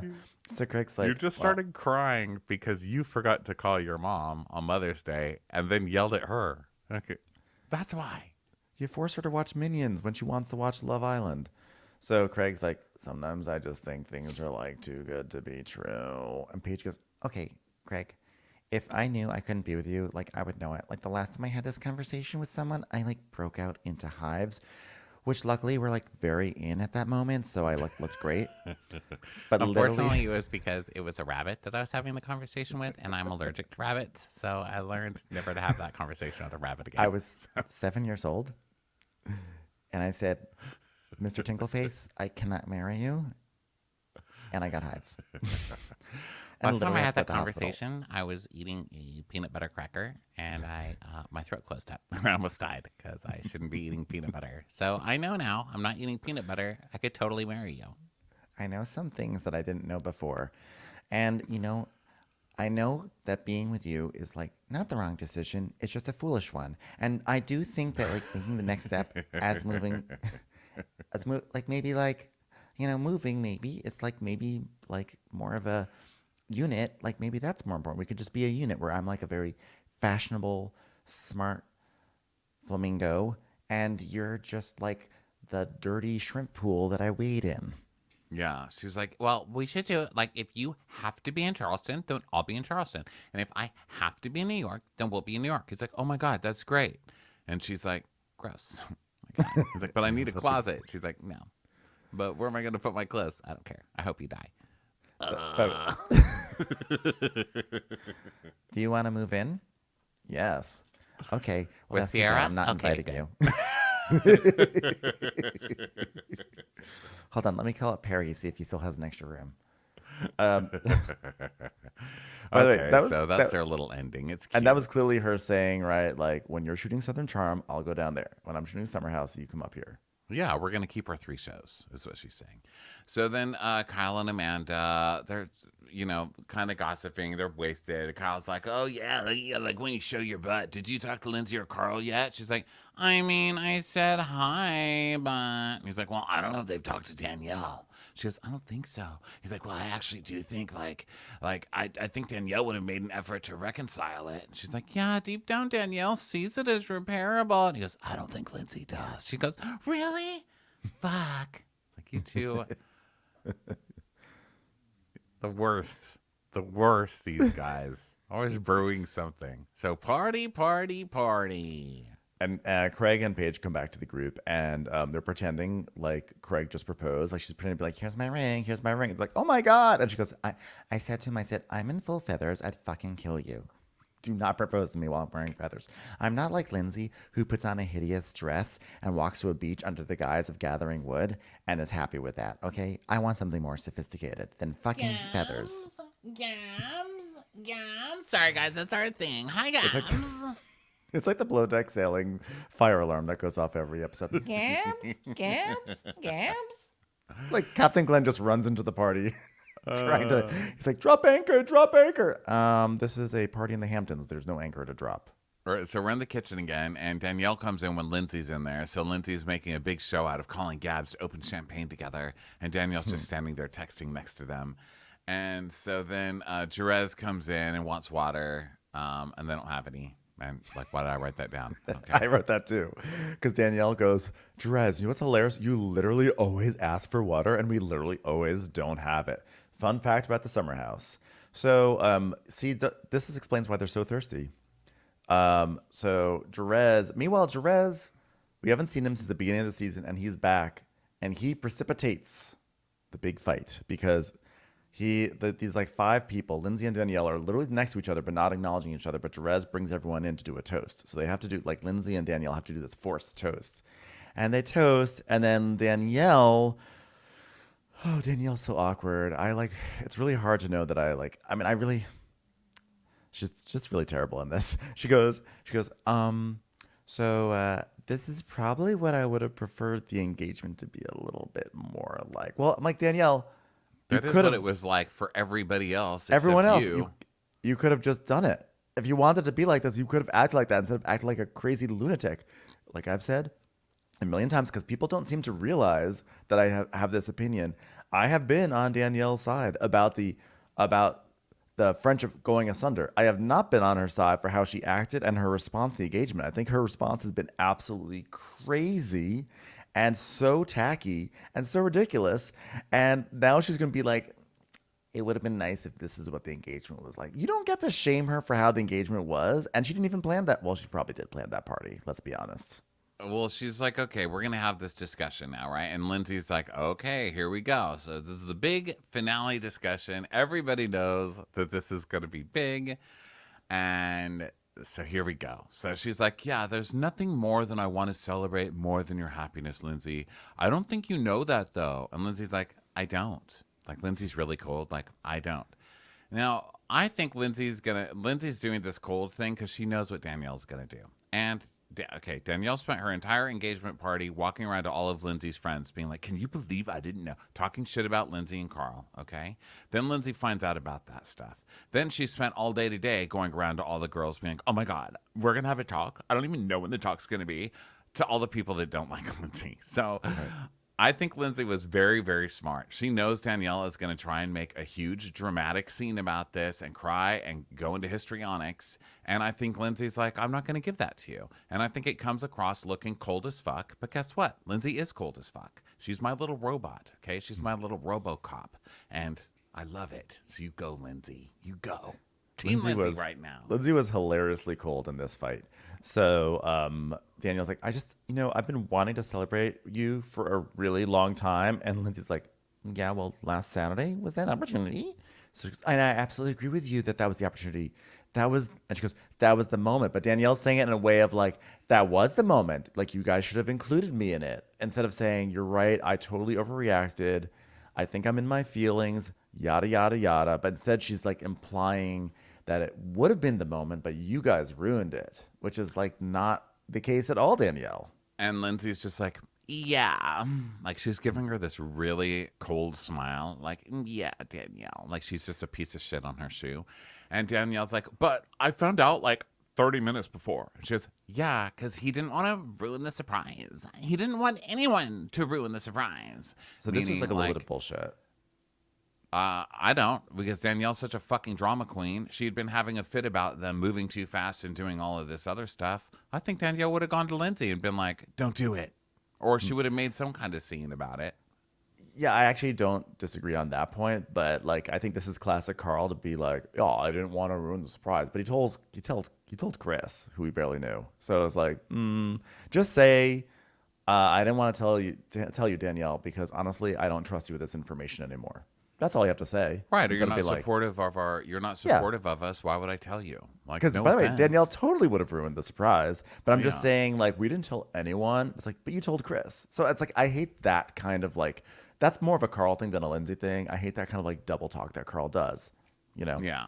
So Those are then people Amanda pleaser. comes to the stairs to listen with Craig because it's like Amanda's favorite TV show, Lindsay going crazy. So she comes and Craig is listening because he's a mess as well. And she goes, oh my God, let's move to that bench over there, Kyle. It's like, I'm Craig. She goes, I know, but I have to say, Kyle, let's go over there, Kyle. So Danielle's like, Lindsay, I thought we were best friends. And Lindsay goes, I did too. Danielle's like, you don't think that would hurt me? And she goes, a moment between the two of us? Why is that about you, Danielle? Because I thought I meant something to you. And she's like, Yeah, well, I thought you did too. and he goes, you don't think that I was going to hurt from that? I'm like, Danielle, this is a terrible argument. Like this is not a strong point, Danielle. You've lost the argument for the summer, and I was a supporter. You've lost the argument. Well, thank you, because I get sick of ranting about it. It's nice to not have to say it. But also Danielle's trying to start crying now, which is cracking me up because she thought she was going to get into this thing with Lindsay. Lindsay was going to have a fit. Danielle could be a huge victim and run off crying. It was going to be this huge scene. But instead, Lindsay's not giving in. But Danielle is continuing the scene as if it were going that way. It's like, Danielle, you're so bad at this. You're bad at Danielle this. is You've always bad. been Also, bad at she this. is. And now we're seeing just how bad you are at it. Okay. So Lindsay's staying calm. She goes like, well, I thought you meant something to me too. So Danielle's like, like trying to cry. So Lindsay laughs and she goes, you don't think that everything you've said this summer hasn't hurt me? And Danielle's like, so that's what you're thinking? Just because I thought you were moving too fast, you wanted to cut me out of an entire monumental part of your life? No, it's not just because you said she was moving too fast. It's that you went to all of her enemies to talk shit about her. I've said it every week, but that's why. And I hate that they never address it. And this is where I kind of think Lindsay is kind of losing in this fight because she's not bringing up the important things. Right. But I also think that Lindsay's like, I'm not giving this girl the scene. Fuck her. I don't have to justify anything to her. We're not friends. Well, I also think that Lindsay's a robot, and when she does move on from someone, she does not get emotionally invested. She's like, whatever. So, and then this is actually funny because this is when Lindsay kind of just turns into a game show host, because Danielle's like, so you just want to cut me out of an entire monumental part of your life? Correct. Next question. Correct. And Danielle's like, you think I don't want to be happy for you? Correct. Correct. One Okay, more I'm and gonna you're take- moving to the super speed glitter round. Okay, I think I'll take, are you serious? For 300. That's fucking crazy. Correct. So Danielle's getting all worked up. So then we hear someone go, Sierra, I'm going in. So then Craig and Amanda motion, no, because they're like, don't ruin the scene. They're waving at them Yeah. because they're hidden behind the wall, sitting on the bench listening into this. So Sierra's like, oh my God, they said we can't go in there. Why are they being like that? Let's go to the front. And Craig's like, oh my God, they're having a full on, they might swing at each other. Craig, the is biggest so drama dramatic. queen. Out of all of these drama queens, Craig is the biggest one. He's going on telling everyone outside, it's like a war zone in there. I think they're going to swing at each other. One of them has a knife. It's scary, bro. Lindsay's got a chainsaw. It's getting ugly in there. So they go to the front. Sierra and Maya run to the front door, and so we go back to the scene. And Danielle's like, "I have been through every single breakup you've ever had," and Lindsay's like, Correct. Right. Correct. Speed round. Correct. Go. Next If you question. win this round, I might start calling you a Gabs. All right. This next category is please ask a rhetorical question. Okay. You don't think I want you to be happy? Correct. $300 for you. But you want to know why? "She goes, okay, then why?" And Lindsay goes, Because the second I started dating Carl, you said no. and she goes, if you see it from that perspective, Lindsay, you are so wrong. You don't think I would have put everything aside and been there with fireworks for you? And she's like, Oh, because you've proven otherwise this summer, Danielle. she's like, I would have done anything for you. I would have done anything for you. I went to the Hudson River and I stood there and I looked at a barge and there were no fireworks. So if you were going to say that there were fireworks for us, I don't think so. So no. Because, by the way, Lindsay's that just is the role. That's the only role Lindsay will accept of Danielle in this friendship, by the way, is someone who will literally light fireworks for her. And so, the moment that So like, it's just funny because Danielle wants to like supplicate herself for Lindsay, but then she gets like upset when like when she's not in that. She gets upset when Lindsay gets mad at her for not being in the role of being the supplicant in a weird way. I don't know. You know what? I'm not even gonna bother trying to untangle my thoughts on this Well, one. my friend, another friend of mine put it in a really good way. She said Danielle is the supporting player in the relationship, and she's upset knowing that that's all she like. She's upset accepting it. You know, she's like she's a supporting player to somebody who's like always a star, and always anybody in Lindsay's life is in her movie. You know what I mean? How they tell you in self help, like, this is your movie. You are the star of your own movie or whatever. I think Lindsay takes that very, very literally, and everybody else in it like is just kind of in her story. You know, she's not necessarily in theirs. Now, that said, we really haven't ever seen Danielle do anything but kissing Lindsay's ass. So I have no idea. I mean, we know that Lindsay's been supportive of Danielle's app and quitting her job and doing all of this stuff. Lindsay was never not supportive of that. She's been really supportive of Robert and all of that. So I don't know that that's a fair assessment. I don't know if we come to that because Lindsay's just the loudest one. But yeah.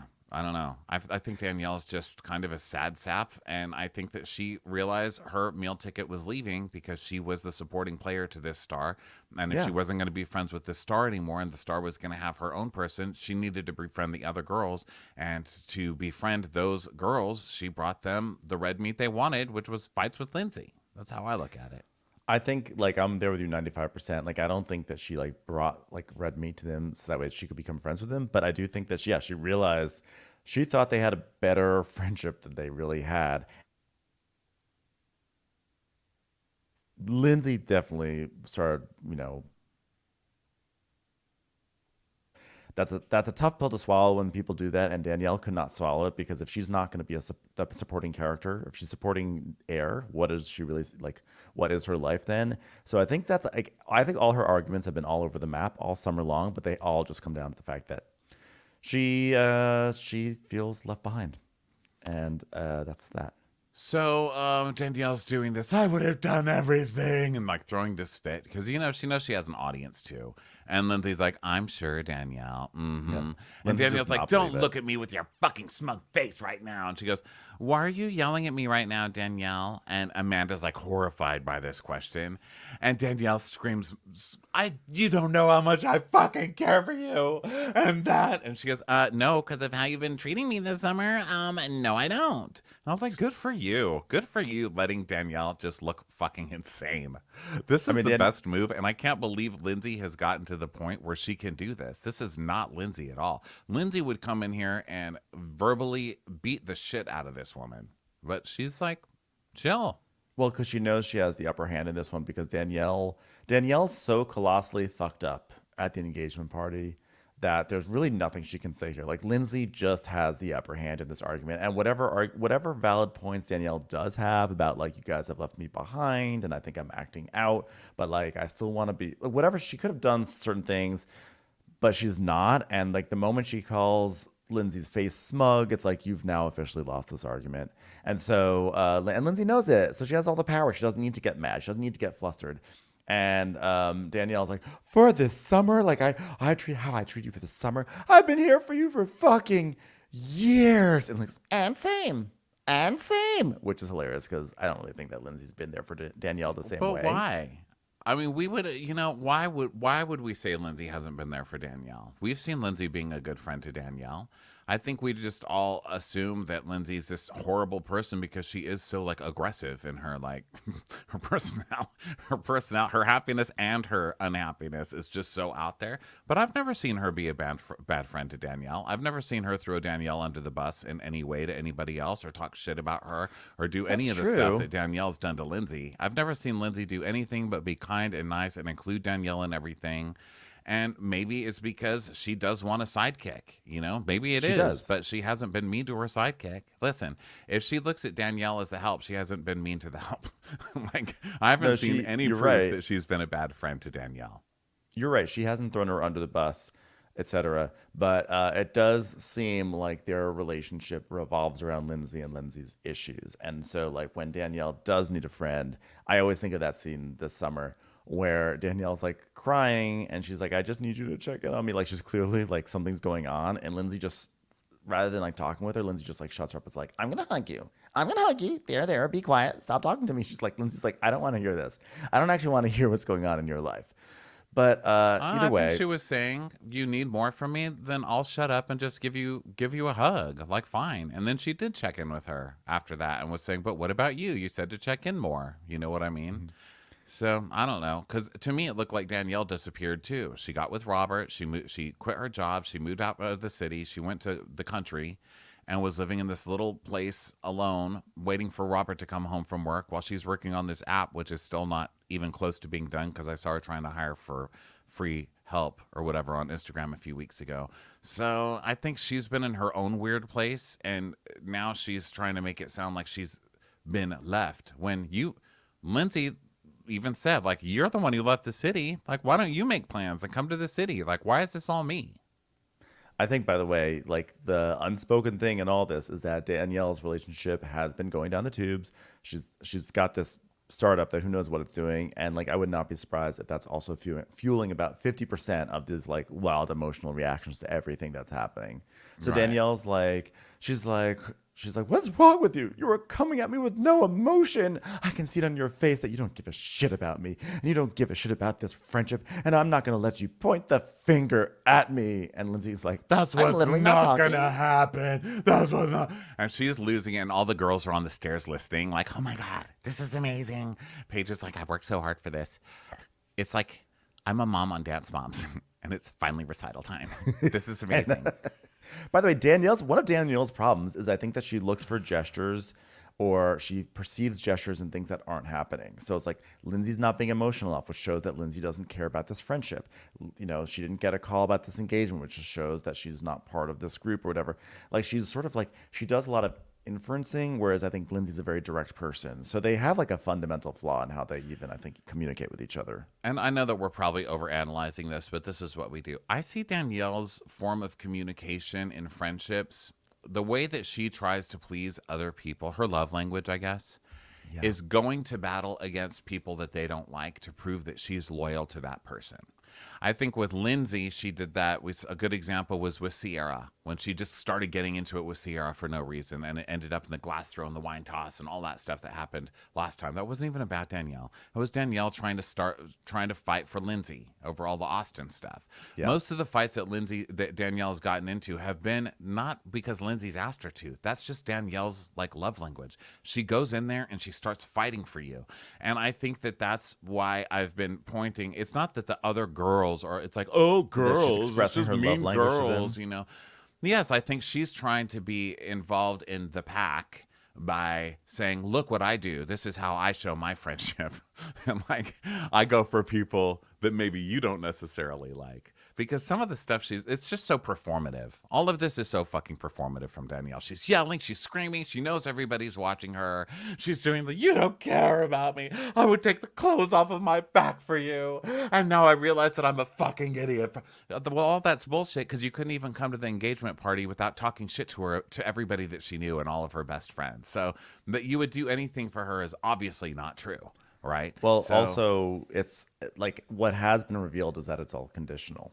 Or, you know, she's like, I would do X, Y, and Z for you, like X, Y, and Z, like Larsa Pippen.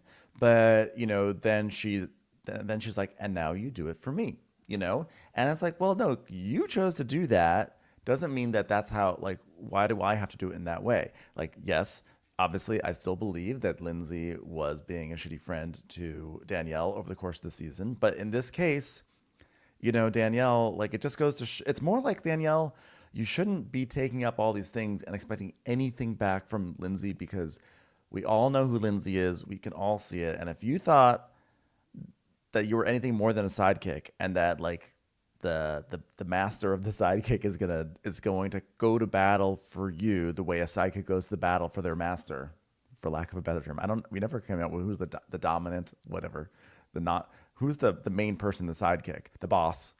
But like, that's just not how it works. The hero. Heroes don't go to bat for their sidekicks the way that sidekicks go to bat for their heroes. Right. Batman is not going to HEB and getting you a cake. You know what I mean? Sorry, Robin. That's just not what Batman does. He's saving people. Batman sends flowers to Robin's housewarming. He has the butler do it. But Robin Batman is not decorates going to go. He's not going to go to your wedding in Pakistan. You know what I mean? He's busy. And that's the truth of it. So like, yeah. So she's losing it. She's still screaming. Lindsay's like, so if I'm so bad, why do you even want to talk to me? And she's like, well, now I can see clear as day. We are done. Final nail in the coffin. I love when people try to pretend they're breaking up with me when they're already blocked on all social. It's hilarious. So Maya is grabbing Amanda's arm like, wow, this is their Super Bowl. And I'm happy for them. Like, they're really enjoying it. I mean, it's all of ours. Let's be honest. We're all watching and being like, oh my God, oh my God, oh my God. So Danielle's like, we are done. And Lindsay's like, We've already been done, sweetheart. and then she goes, oh my God, sweetheart. Oh my God, really? Okay, why are you allowed to yell and scream at Lindsay in front of everybody for 20 minutes, but she makes one smart ass comment to you and you're this huge victim falling on the ground? I cannot believe Danielle hasn't fallen to the ground yet, going, ow, my eye, she hit me. Just give her 2 minutes. She'll be down on the floor. So yeah, Danielle was like, you're a fucking monster that you won't even let me say that we're done first. I cannot believe that. You already said we're done. You already called dibs on being done. That is so rude. You're not going to ruin my fucking last weekend. So that's what we're not gonna do. And Lindsay's like, Well, you already did that for my husband. she's like, she's so good.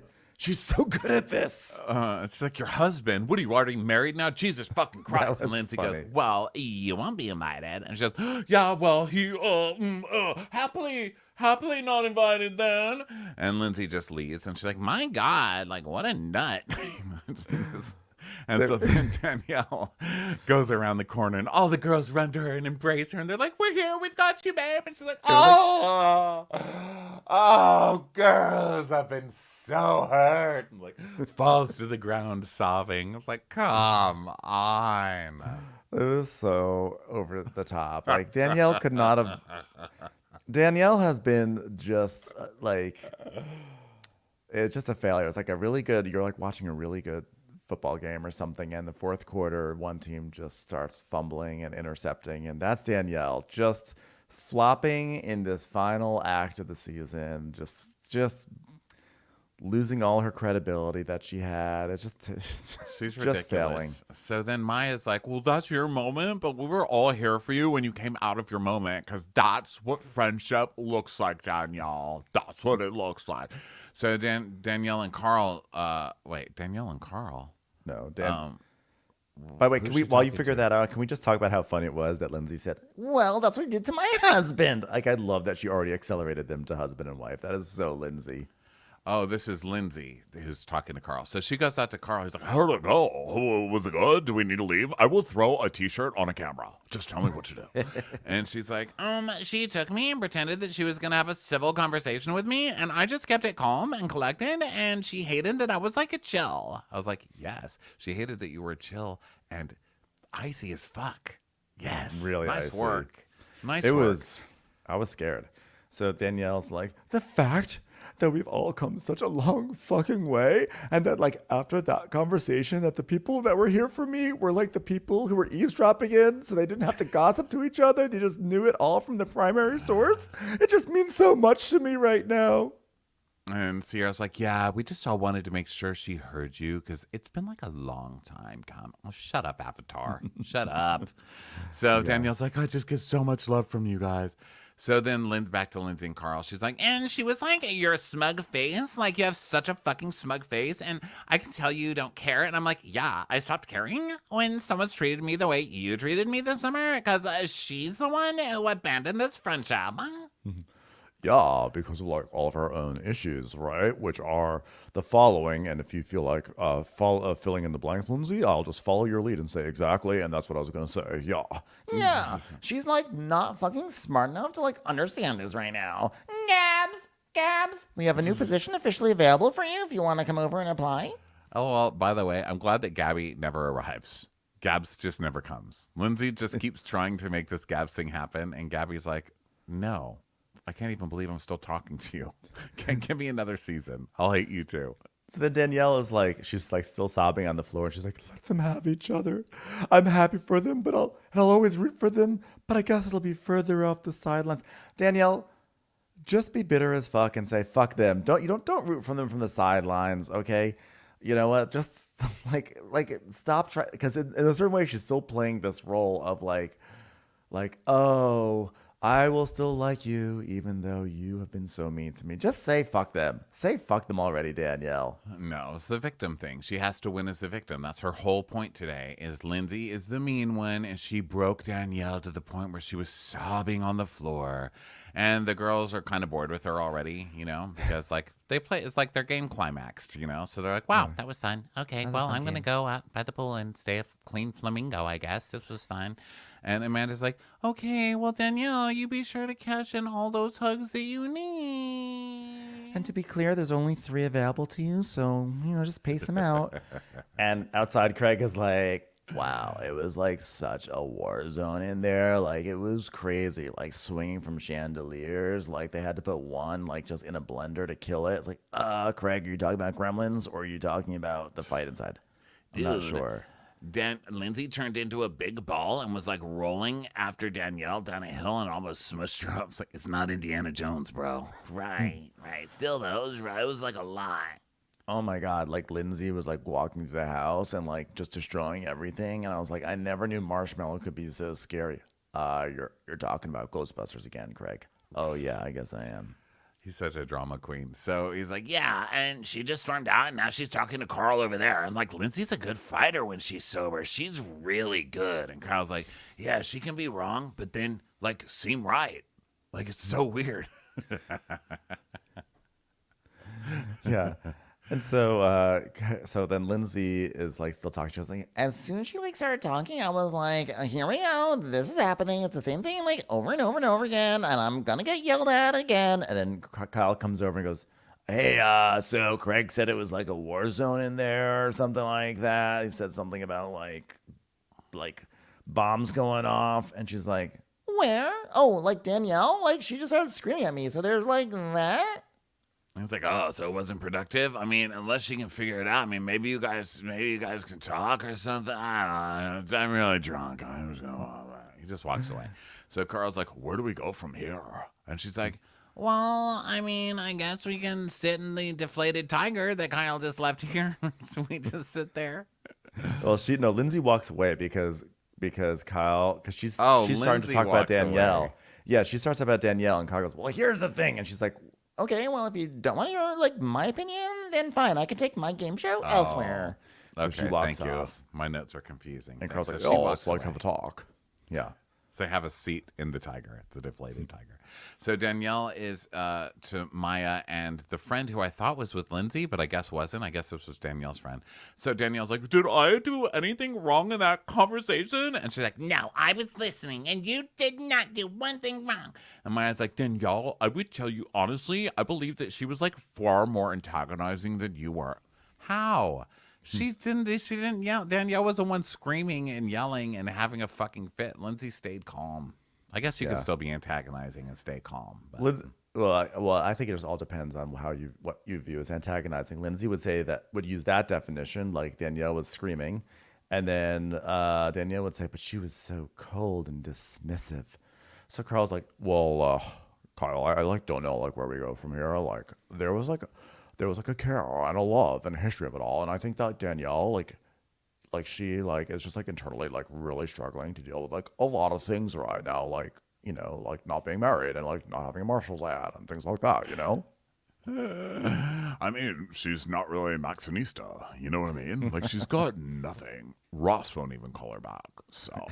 Carl's like, well, do you think there's a world where they're not friends? And he's like, totally, and it saddens me to see this come to that. Like, I never thought this summer that would be the one friendship that would derail. By the way, your tiger is dead. Yeah. I just thought, like, given that, like, really so many of Lindsay's friendships have derailed over the years, I thought, like, at least this one won't, but I guess this one did. So, anyway, the problem is not Lindsay or anything. It's just, like, Danielle.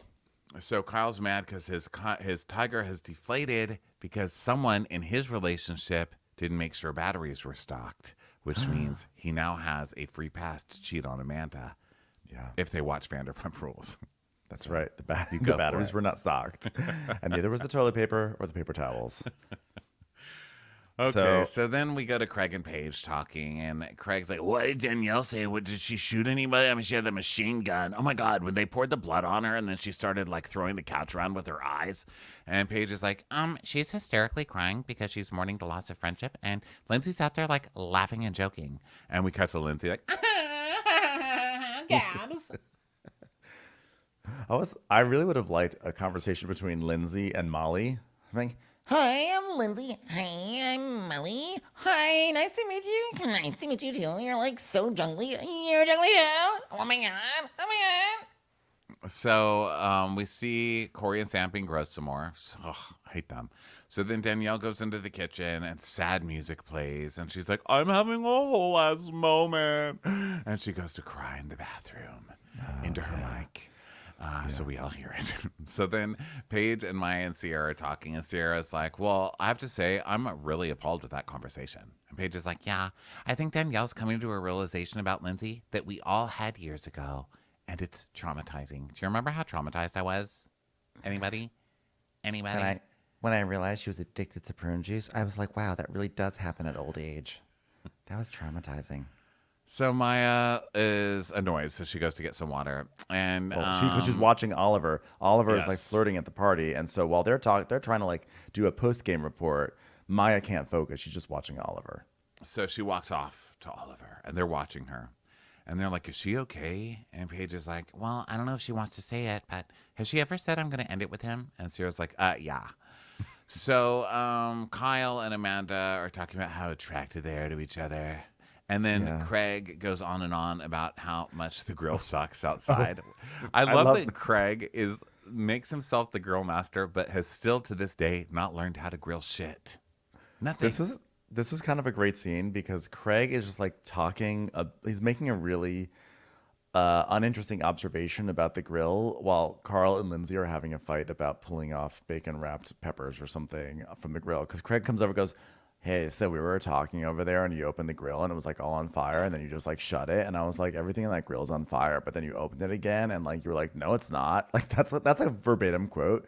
And then while he's saying all this, Lindsay's like, Are you gonna take it off the grill, Carl? Are you gonna take it off the grill? It's like, take it off first, baby. He's like, I got it, babe. Like, stop. Like, I'm going to get it off. Like, no, but it's like burning. all right, well, you want to cook them? No. All right, then, like, I'm just saying, like, I'm like a people pleaser and I just want like the bacon to be like the best possible bacon for all the people. You know what I'm saying? Mm-hmm. So then Kyle and Amanda are like kissing and talking about how they want babies in the house. They're like trying to end their storyline, but whatever their words are, it's basically like, hi, look at how nice we are together when we're wasted. Let's please always be wasted. I'm always going to be wasted, man. No other fucking way. I'll raise our babies wasted. She's like, oh my God, I love us. So that's their storyline. Then in the kitchen, Maya sort of like, Corey says something, and then Maya kind of like has a can of some sort of lover boy or whatever, and sort of tries to throw the drink out of the can at Corey. He's like, and so then he like throws a drink back. They're having like a little drink fight, and Paige is like, Corey, we live here. This is a home for clean flamingos. And then like they get into this like fight, but you can see that Maya's actually like a little. Like there's like a little more like animosity behind this like drink throwing a little bit. And so then Corey like throws an entire glass of water in her face and she falls over. But they're like laughing, but there's a weird energy about it too. I don't write anything that Corey's doing down. I don't care. So then there's wackiness and, you know, it's like party. Everybody's like having fun. But then, I see. Here's a Corey note. Corey... Gabby chases Corey now and then throws pineapple juice all over the patio or whoever's chasing. It was Maya. I hate this. It was a whole stuff. thing. I hate But this part okay, of the show. I know. But you know what I really hated? So Chris starts picking up people and throwing them in the pool, but he's like doing it in that way that is like so aggro. I can't stand because a lot of those people are like, no, please don't, and they get thrown in the pool and they laugh. But I'm like it's the same thing with that machete with the tiger. It's like this guy who is now like hyped up because he's excited. Maybe he's on something, but at the very least, he's excited. And he like doesn't realize, he just never realizes how other people are reacting to him. And he just is like throwing people in the pool. And I'd be like, you know what? If you fucking did that to me, I'd be like, I probably wouldn't say anything. I just like complain about it You'd afterwards. simmer. You'd simmer. You'd be on a list simmer. He'd put me on. He would be on my simmer list. So Maya finally takes Oliver. She's like, come to the bathroom and cover our mics, okay? Put your hand on your mic. And so she's like, you shouldn't be here right now or today. Like, you don't think that? And he's like, but my goal is to be here for you. She's like, but I know what you're doing, so just give it a fucking break. It's like, so she's like, and now you're fucking with me and you're talking to girls behind the bar. And he's like, I hear you, babe, I hear you. And she's like, just leave. And he goes, but I want to be here for you. Oh, so you cheated on her. So now you want to be here at a party to make sure she's okay after finding out that you cheated on her. Fuck Exactly. off. Get the fuck out What a of fucker. here. What a fucker. Also, like, great job covering your mic, by the way, because all her audio was like this. Oliver, like, why would you do that? And his like, well, the reason why I did that was because I just felt bad. Like, I was like, what part of your mic were you covering? Was he just like have his head is just like on his forehead or something? But No, basically, he wants people he's to like, hear his part because he's a victim in his part. Here's this crazy person crying at him when he's saying, I just want to be there for you. I just want to be there. That's all yeah, I he's just saying want. this like here for bullshit you." stuff. And he keeps saying, bottom line is I just want to be there. And then he says at one point, like, he says this phrase, so I will leave you and I'm here for you. Okay. Oh, well, you can't stop it. Well, because she's saying leave. So that's their thing, basically. He So she slinks dumps out. him and he leaves. He slinks out. Yeah. So then Craig, Corey, and Kyle. I think that Oliver right now just dipped out. It's like, oh the parallels. I can't. Dipped There's too out. many today. Dipping out. It's always about whenever that word comes up now, we know. So then Corey is like, oh, that makes sense because like Maya was being like so aggressive towards me and like maybe she was taking her anger out of me. So Of course, leave it to Corey to be that white guy calling Maya aggressive. Yeah, For a juice exactly. fight. Of course, it's very on brand for fucking Corey. So then we go to more throwing in the pool. It's everyone. Chris sucks. Matt kisses Gabby. Paige and Craig finally kick everybody out. Paige is like, fine, goodbye. Clean Flamingo says, clean Flamingo out. Goodbye. Okay? this is not easy to upkeep. Go home, losers. And then Kyle is like, wow, this summer was like one for the books. It was like very different. Like, I've known Lindsay and Carl and Danielle for like 10 years. So it really does bum me out that like we all can't find a way to be on like the same page right now. And basically it all just ends with them all jumping in the pool. And the question is like, can they repair these friendships? Can they repair them? What will happen? I don't know, but next time on the reunion looks like a full-on assault against Lindsay Hubbard. So I'm curious to see how that all plays out. If my head's gonna pop off, It might. but this was certainly fun. This was fun. It was good.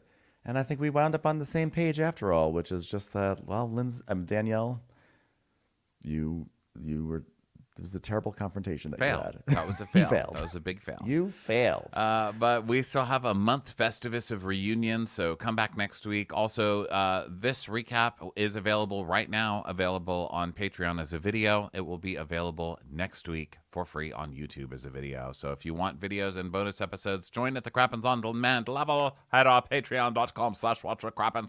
Also, get your live show tickets because we're going to be coming out again in a couple of weeks. Watchwhatcrappens.com. We'll talk to you guys next time. Bye. Bye, everybody.